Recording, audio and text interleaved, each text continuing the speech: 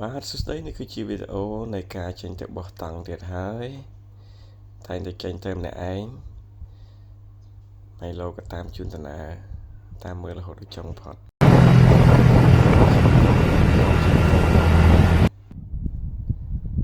ចឹងទៅតាមផ្លូវក៏សាកមើលនៅប្លង់នេះហូរខេត្តកំពង់ស្ពឺបន្តិចប្លង់នេះវាលអត់មានកប្លោកអត់មានសម្រាប់អត់មានតកួនផលិតអីទេអញ្ចឹងអ្នកប្លង់អញ្ចឹងអ្នកដែលធ្លាប់បបកព្រៃគឺដឹងហើយគឺមានតែនុយកឌីទេដែលមានប្រសិទ្ធភាពបើនុយស្រស់អត់សូវមានប្រសិទ្ធភាពទេអញ្ចឹងដោយសារនៅមើលនុយកឌីប្រែប្លង់នេះយកបាន3គាត់ថាជាទូទៅឲ្យតែថាដាក់វីដេអូថតចោលតាំងពីដើមទៅអត់ចូលបើសិនដាក់ stand by ចោលចាំថៃស៊ីចាំចុចបានយកបានអញ្ចឹង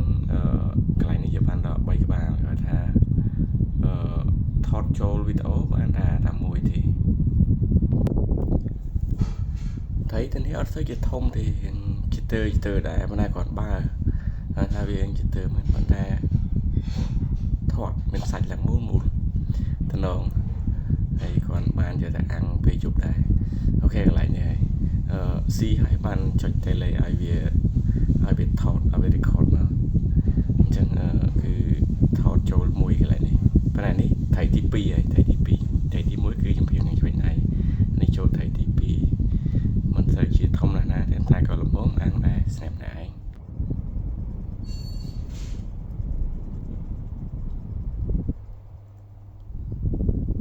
ឥឡូវមកដល់កន្លែងនេះមើលទៅតំណងខ្វះប្រហែលជា4ទៅ5គីឡូដល់ផ្លូវបំបែកទៅស្រែអំបិលគឺម្ខាងបត់ទៅពុំសោមក្រុងសៀនដូចហ្នឹងហើយម្ខាងទៀតបត់ទៅខាងកកុងស្ពានស្រែអំបិលមើលកន្លែងនេះមានដើមឈើច្រើនតិចហើយជាប់ជាមួយនឹងដងព្រែកនេះគឺព្រែកទឹកប្រៃក៏រកកន្លែងញ៉ាំបាយថ្ងៃត្រង់នៅកន្លែងនេះវាតិចល្អហើយក៏តម្លាក់សទូចមកដើមដើម្បីចង់ដឹងថាកន្លែងនេះមានត្រីអត់ចឹងវាតំណងដែរហើយតិច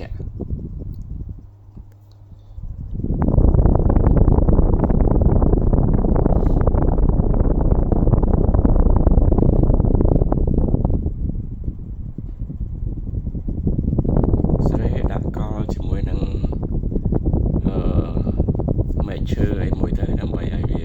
ដងវាខ្ពស់ព្រោះអ្នកស្ទួយថៃដឹងហើយដល់ពេលអត់បានយកចតុលដងទៅមានតែមែកឈើហ្នឹងឯងមែកឈើមានជំរាមដាក់កលវាមួយទៅហើយចាប់កណ្ដឹងទៅអញ្ចឹងបើវាស៊ីយើងនឹងដឹងហើយក៏រៀបចំ set up កៅអីដើម្បីអង្គុយញ៉ាំបាយផងហើយមើលសទួយផងហើយកន្លែងនេះបរិយាកាសក៏មិនសូវជាក្តៅណាស់ដែរព្រោះដោយសារតែមានដើមឈើច្រើនទី1ទី2វាខ្យល់តិចមកដល់ទៀតហើយនេះជាប់មាត់ទឹកទៀតគឺតិចល្អតាមពេលកន្លែងនេះបើចង់ចងរឹងគេងក៏បានដែរប៉ុន្តែខ្លាចតែចងរឹងទៅគេងតិចទៅគេងលក់ជ្រុលទៅដល់កន្លែងជាងឡេតចង់ទៅដល់កន្លែងជាងលឿនតិចដើម្បីមើលកន្លែងមើលប្លង់អីជួនកាលអាចនឹងចង់ដូរកន្លែងបោះខុសពីកន្លែងមុនអីចឹងគឺស្ទឹងនេះធំល្អប៉ុន្តែអត់សូវមានត្រីឬក៏ស្ទូចខុសពេលឬក៏ដាក់ខុសនុយមិនចឹងប៉ុន្តែត្រីហ្នឹងដាក់នុយពីគៀនស៊ីគាត់ថាវាស៊ីឆាប់អស់ចឹងមានតែពីទូចត្រីធំមានស្អាតចឹងដល់ពេលញ៉ាំបាយថ្ងៃអង្គុយក្រោមដើមឈើជាល្អញ៉ាំបាយបដាមើលសន្ទុចថាចោលជាក់ទៀតហើយស្រាប់ការយកស្ទូចមកទូចត្រីតាមផ្លូវឲ្យបោះតង់ឆ្ងាយចឹងខាងពីខ្ញុំទៅគឺអត់ដាក់ញ៉ាំកលដងទេដោយសារ save space កុំឲ្យវាជាអៀតឲ្យវាធ្ងន់ពេកអញ្ចឹងមានតែដាក់មែកឈើដើម្បីកលដងស្ទូចហើយចាប់កណ្ដឹងទៅអញ្ចឹងមានអ្នកស្ទូចត្រីដឹងពីវិធីសាស្ត្រហ្នឹងគឺងាយហើយវាអត់ធ្ងន់ផងគាត់ថាវាអត់មានត្រីស៊ីកន្លែងនេះ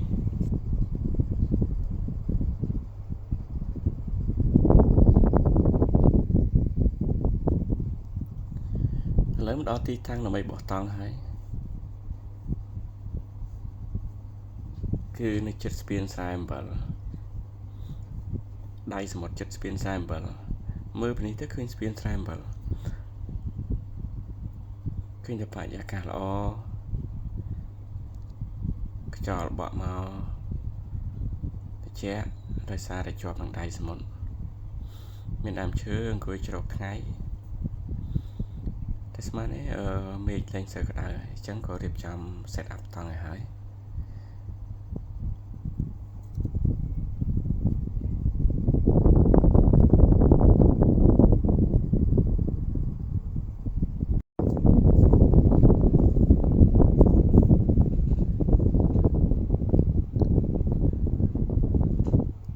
សម្រាប់ការ set up តង់នៅកន្លែងដែលមានខ្យល់ខ្លាំងអញ្ចឹងតាមបទពិសោធន៍របស់ខ្ញុំគឺរៀបចំតង់ក្រែលតង់បែរមុខទៅទិសដែលយើងចង់បែរហើយបន្ទាប់មកវាយស្នឹងជុំវិញវាមុននឹងតឡើងឆ្អឹង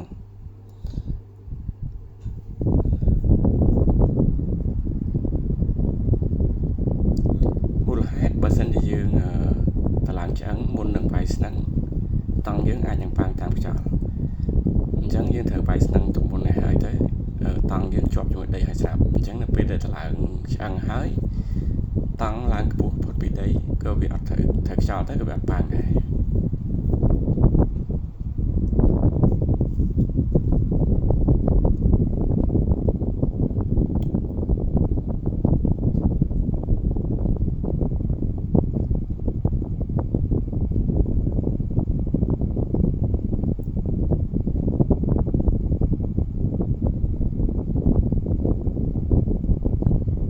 សម្រាប់ការតឡើងតង់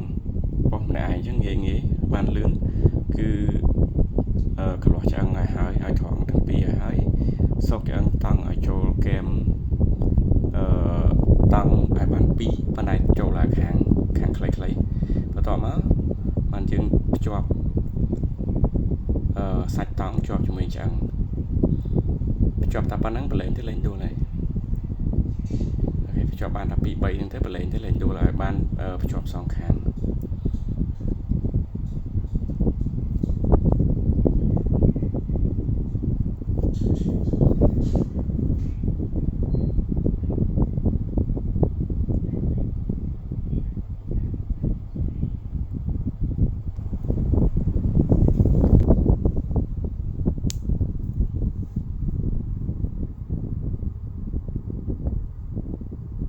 បន្ទាប់មករៀបចំគ្របដបូលតង់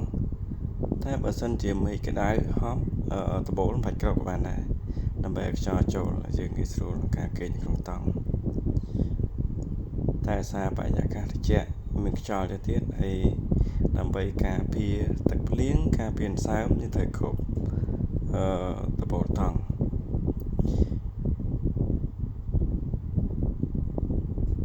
ហើយស្នាប់យប់នេះដែរគឺមានភ្លៀងលឹមបន្តិចដែរអញ្ចឹងដោយសារថាគ្របដបូលតង់អញ្ចឹងអត់មានបញ្ហាទេហើយសម្រាប់ការគ្របដបូលតង់នេះដែរអត់ពិបាកទេគ្រាន់តែភ្ជាប់ទៅពួកវា4ឲ្យបាន4ទិសជុំវិញជាមួយនឹងឆ្អឹងតង់ដែលមានកលៈស្រាប់ហ្នឹងតែវារួចរាល់ហើយបែរអាមុខទ្វារវារូតហ្នឹងឲ្យចំចន្លោះទ្វារដែលយើងមុខតង់ដែលយើងចេញចូលទៅត្រូវហើយ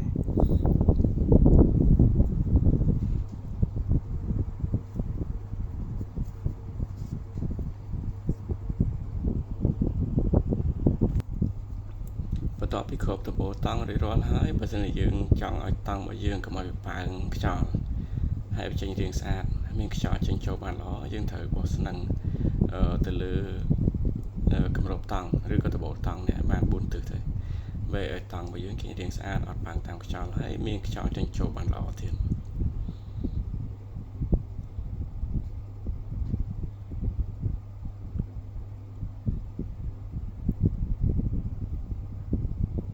ចឹងតង់របស់យើងរៀបចំ set up រួចរាល់ហើយក៏យកអីវ៉ាន់ដាក់ចូលនៅក្នុងតង់ប្រមូលអីវ៉ាន់ដាក់ចូលក្នុងតង់ទៅដោយការពារសើមការពារទឹកភ្លៀងជប់ឡើង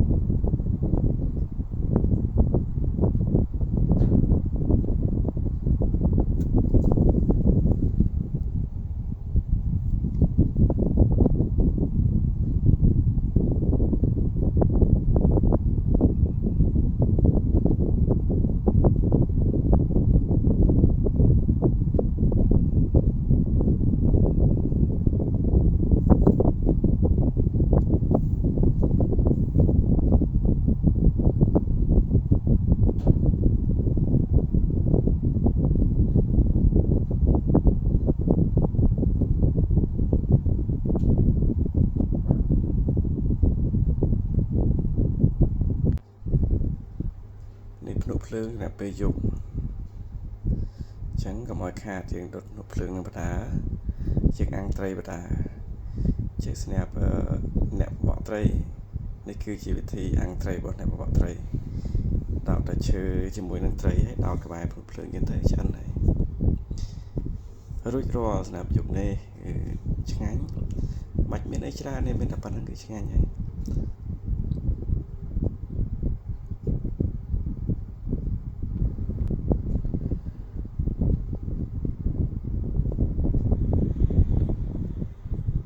ព្រឹកឡើងបរិយាកាសកាន់តែល្អចេញដាក់កាហ្វេមួយកែវរួចរាល់ហើយក៏រៀបចំ set up ហើយបាយអវ៉ាន់ចេញទៅផ្ទះវិញ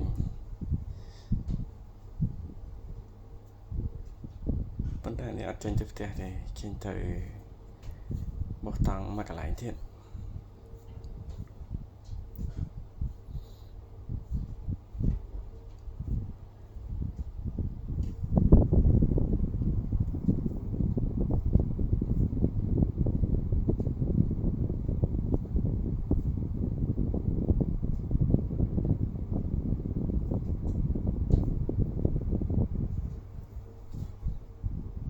រៀបចំកៅអីបត់កៅអីដាក់ចូលនៅក្នុងសូមវាវិញ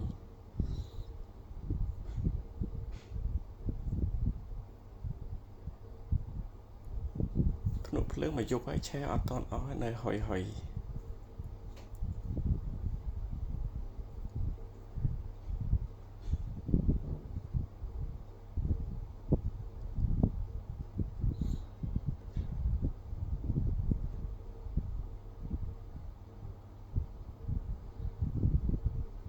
នេះពូកខ្យល់ចឹងបធូរខ្យល់អស់ហើយបត់ពូកខ្យល់ដាក់ទៅចូលក្នុងស្រោបមកពូកខ្យល់វិញ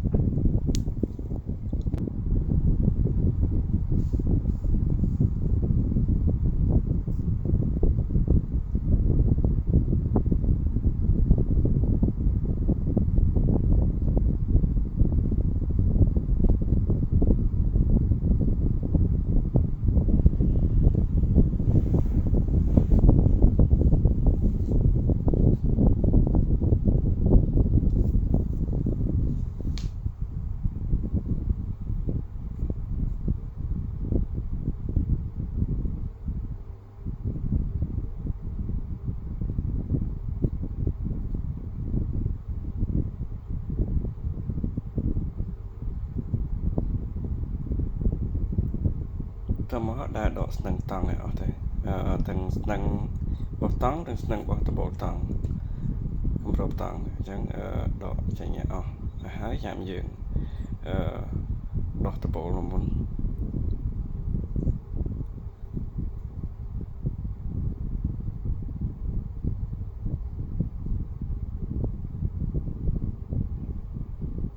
កន្លោះដីកន្លែងស្អាតដាក់ម្ដងកន្លែងស្អាតមក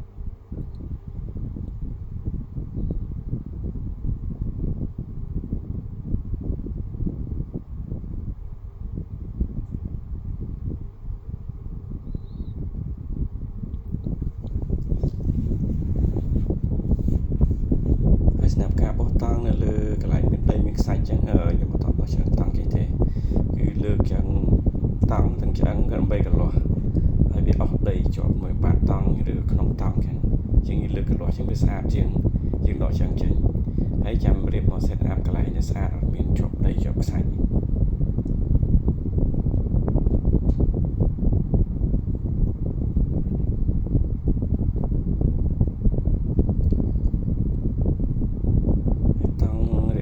set up រួចរាល់ហើយរៀបចំរៀប ដាក់ក្នុងកាបូបរួចរាល់ហើយរៀបចំអវ៉ាវ៉ាន់ចុងក្រោយទៅហើយ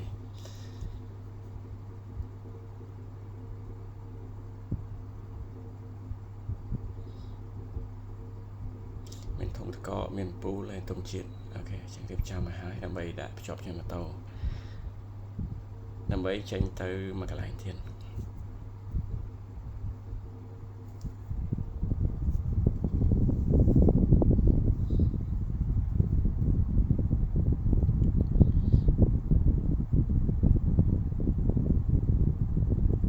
ភ្ជាប់ធុងតកជាមួយម៉ូតូហើយ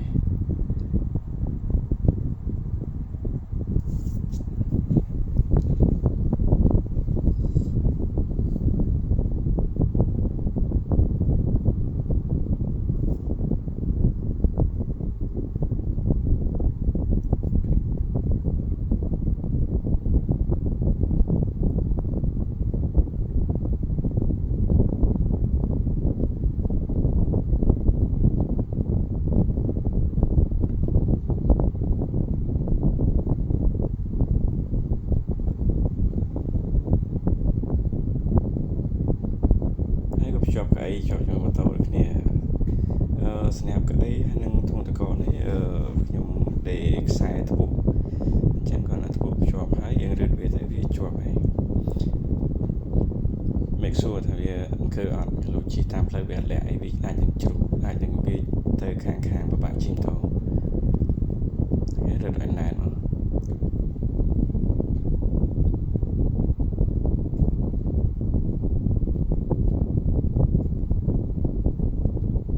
ហើយខ្ញុំដាក់តង់ហើយនឹងអាវ៉ាវ៉ាន់តាមក្រោយ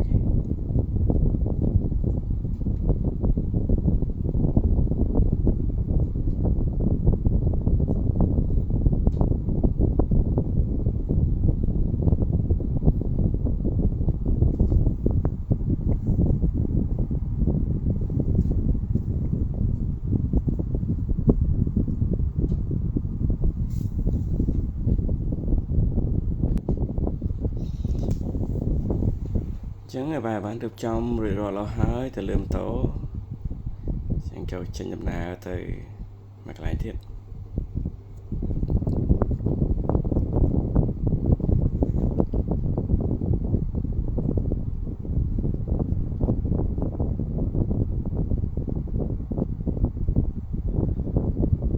បាទសូមអរគុណបងប្អូនដែលចំណាយពេលដ៏មានតម្លៃ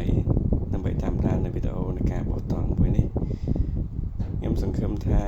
បងប្អូនរីករាយជាមួយនឹងវីដេអូមួយនេះ